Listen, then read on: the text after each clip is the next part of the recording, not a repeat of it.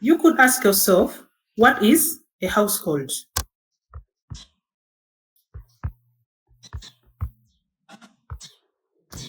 So according to the aspect that we are looking at, a household encompasses a group of people living together and sharing, having common characteristics and sharing the same resources.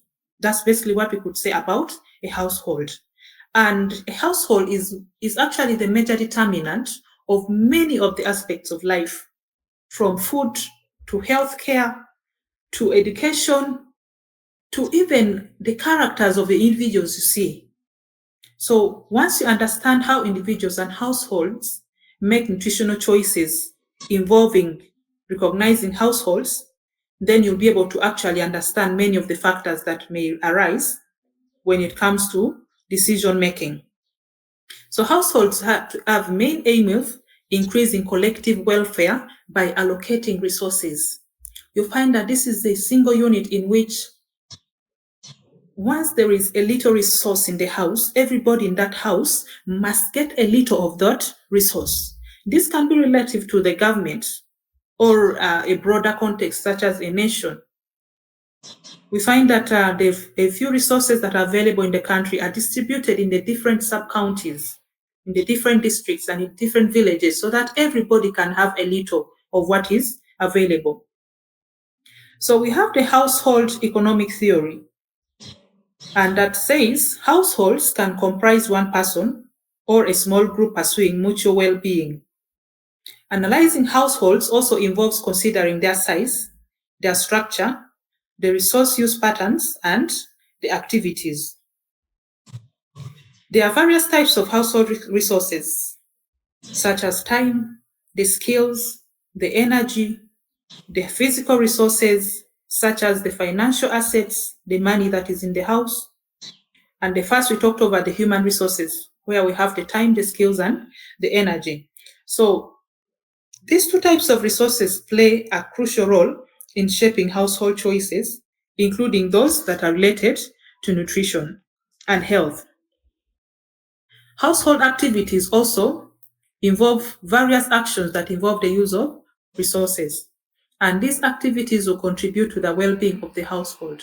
If you have 5 members in this household, one is a farmer, the other one is a teacher, the other one is a nurse, and the other one is maybe an engineer, you find that each of these are different skills in the same household, and they are going to contribute to the well-being of the household, because everybody goes and works and brings the money home, then they share together.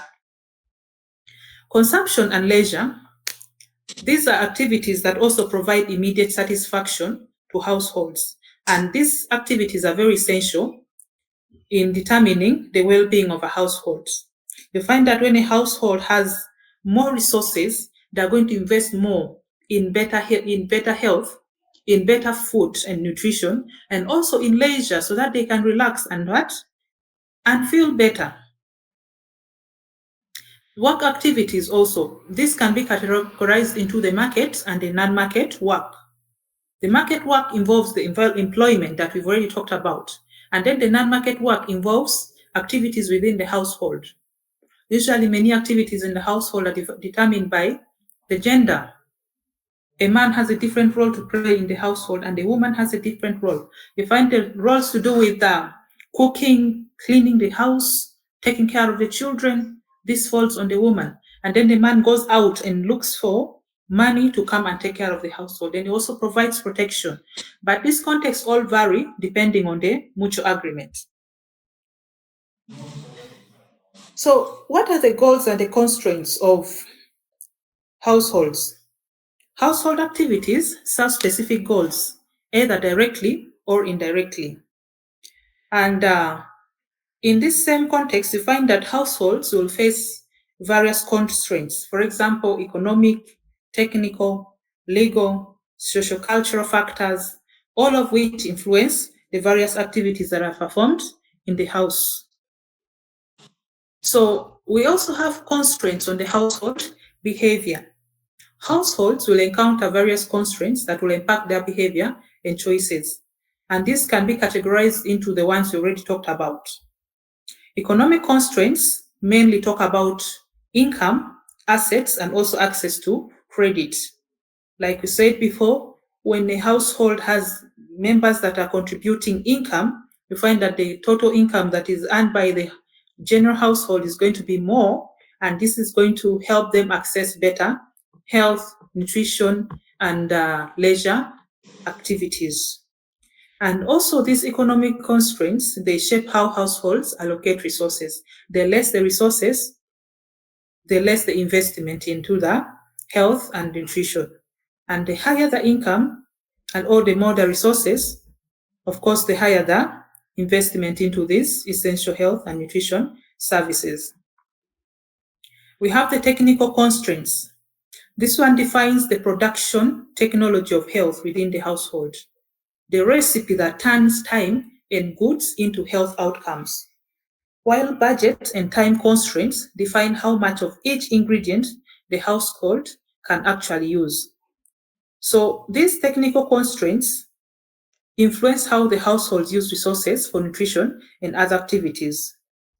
And households are actually different. You find that every household has their own rules and terms of operation, even in the terms of health outcomes, not just because of income differences, but also because of differences in the production efficiency. You find a household that has more educated people that have access to all the knowledge that they need to have better health and nutrition outcomes. Of course, such a household, even if they may not have much income, they still know what to do. And the little they have, they'll be able to invest it well. But you find a household that may have something, but they don't have actually the production efficiency in terms of education, in terms of access, and in terms of knowledge. Still, there's going to be a constraint on that, and they'll not be able to access the required services. We also have the legal and social cultural constraints. Laws and regulations also affect household behavior by forbidding certain activities and also by altering the resource prices.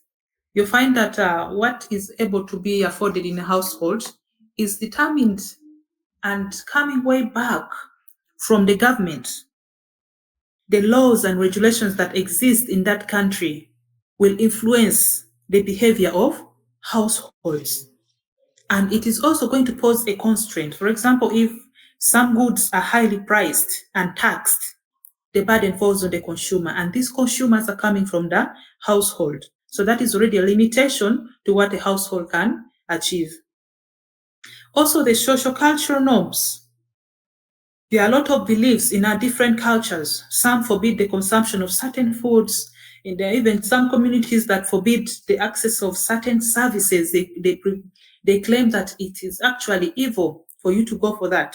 So the beliefs that people have in the household will also shape how they access various services and utilize them. Household equilibrium. This is achieved when households maximize satisfaction while adhering to constraints. In the midst of lack, in times when you have limited resources, how are you able to use these little resources to actually satisfy all your essential needs and also get some of the things that you want? This is what we are calling household equilibrium. And also, the household equilibrium, like I was saying, it involves balancing the marginal utility of goods and services. Then we have what we call the preferences and the indifference curves. The preferences are represented by indifference curves, which connect equally preferred combinations of goods. And these curves are characterized by negative slopes and convex shapes. And you can reference more on this in the textbook of Food and Nutrition Economics. That textbook will provide you more of all these concepts that we are talking about.